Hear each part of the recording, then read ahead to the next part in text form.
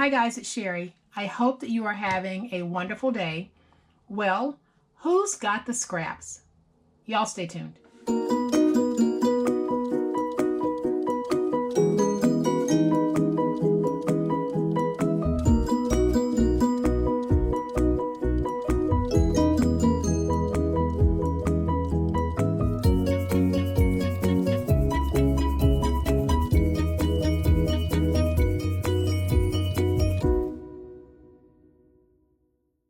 So I am going to bring in my bag of scraps from Valentine's 2019, and I'm going through this bag and it's helping me to find scraps to use for these scrap projects. And as you can see, I have a bunch of sizes in this bag. I've got all types of sizes and all types of papers inside of this bag. And what I'm going to do today is show you guys how we can take these scraps and turn them into something really useful, yet another beautiful embellishment. And make sure that you stick around for part 2 of this video, because we're also going to make something that we can use this embellishment on. So it's a two-parter. And here we go, guys. This is what we're making today. We are going to make these gorgeous, gorgeous little paper roses. And they are so cute. I made them using some Prima Scraps that I have, and they still have some of that gold flecking in them, but they are just so sweet and so adorable. I hope you guys are getting a really good look at these. And I'm just going to bring in some of the petals that I've already punched out, and I'm going to make up a whole bunch of these. But these I'm not going to make into a flower with you guys. I am going to use another paper because I want to show you just how easy it is to make these gorgeous little flowers.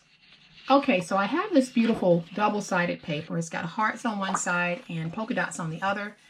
And I used a portion of it in my crafting last season. So I am going to use this to make paper flowers. And I am going to show you how we can do this without needing a die cutting machine. If you have a punch, just punch out some flowers. And this is one of the quickest and easiest ways to make paper flowers. So I'm making a larger petal here. And so now I'm going to come back and just trim off these edges so they won't get in my way. And I am going to take this piece and just fold it like this. And I'm going to punch all of this at one time. And I'm going to use my thick punch that I have from Fiskars. This is actually a punch that will punch through multiple layers of paper. And I love it because it allows me to get in there and punch out all of these at one time, which saves me a lot of time. So that is one way that we can get our paper flowers, by using a punch. If you don't have a punch, you can still make these paper flowers, but you're going to need to either freehand your flower or use a stamp. And on this one, I used a stamp. And basically, I stamped out my images, and then I'll just cut them out. But one thing that I wanted to show you guys, when you do cut them out and you're cutting in, make sure that when you cut in, you don't stop here. You want to cut in a little bit further than what the punch shows, because you want to get that little V. And you want to do this all the way around. So we're going to go around, and because we are cutting this freehand, you really don't have to be perfect with it because it's nature.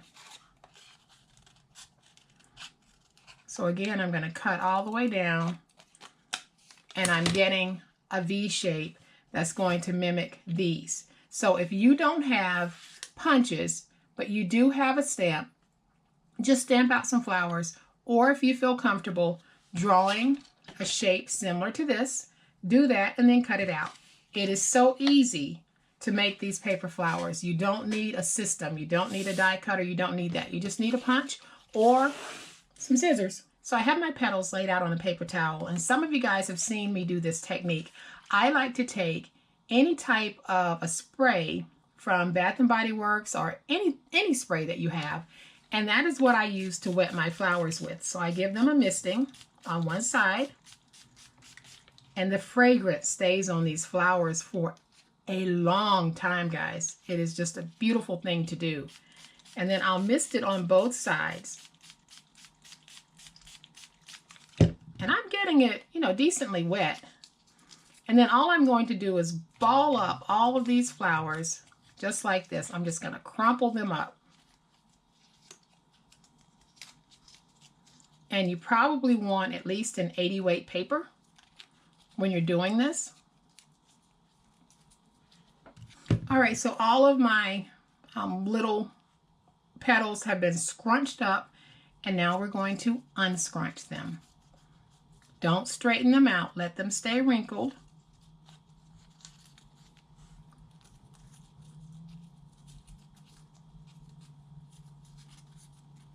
All right, so once we have them all uncrinkled, I am going to come back with my heat gun and just speed up the drying. You could make a bunch of these overnight and just let them air dry, but I am going to speed this up. Okay, so now that they're dry, what I am going to do is take 3 of the larger petals, and that would be these, and I am going to glue them together. So I'll place glue here for the first one, then I'll bring this in just like that, and I'm keeping that crinkle. Press it down, and then I'll place my reptile glue there, and I'll press it down, and I'm offsetting my petals, but you can do this however you want. And now that I've got these petals together, I am going to come back and do my smaller ones. So what I want to do first is I want to come in, and I am just going to cut out one of the petals, and then I'll just roll it around like that. So I'm going to take my glue, put it on the back here, and get this stuck down. And any of you that make paper flowers, you know this process. So then I'll have a little cone here at the bottom. I am just going to come in and snip off a little bit of that because we're not going to need all of that. So I am going to come back in with yet another smaller flower, and this time I'm going to cut out 2 petals, and we'll have this. And I'll do the same thing. I'm basically going to bring it up and over, and that just gives me a nice little inside flower. And I'll again just hold it. I'll come back and snip off that coney piece at the bottom. And at this point, I'm going to bring in my hot glue, and I'll just take a little dollop of hot glue, put it on the bottom of that piece, and then stick that piece inside of the other smaller petal that I removed one piece from. And then we'll end up with this. And now I can take this and just put it inside of that. So I am going to come back with my hot glue again. And I'll take the hot glue, and I'm going to press that right down inside, just like that. And then I can come back if I want to and just shape my petals a little more if I don't care for how they're looking, but I actually like this. So there we've got a beautiful, beautiful flower that'll make a wonderful piece of embellishment. So now we're going to take this flower and we're going to make something for that flower to adorn. Okay, so I have a scrap piece. I used this last year, some of you might remember. And this scrap piece measures 8 3/4 by 7. So what I'm going to do is make a 2, 4, 6, 8 box. And I'm going to score at 2, at 4, at 6, and at 8.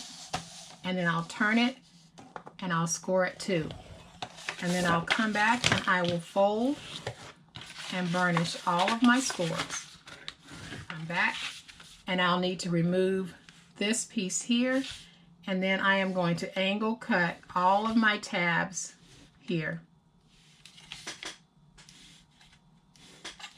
So let's do that. Okay, so I'm going to remove this piece.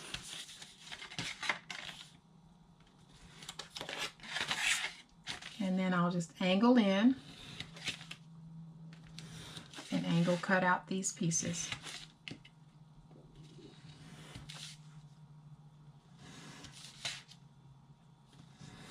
And now I can put my box together. So I'll come back with my glue,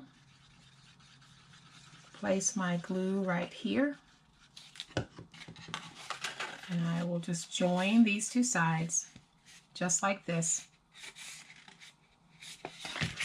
And then I'll come back with my bone folder and we'll get that stuck. And you can see I've got a box. So now all I want to do is I want to come back and I'm going to fold in my sides, but I'll put just a little bit of glue right there. Then I'll fold this piece up because it's the back. And then I'll place glue on this piece and we'll close our box. And I'll come back with my bone folder and just get everything nice and stuck. So now a box needs a lid. So we are going to make a lid. And I have this scrap piece that measures 9 by 8. And I don't need the whole thing, so I'm going to cut this down and I'll be right back. Okay, so I cut a piece that measures 4 1/8 by 4 1/8. And I am going to bring my scoreboard back in and we are going to score this at 1 on all 4 sides. And then we can fold and burnish our scores.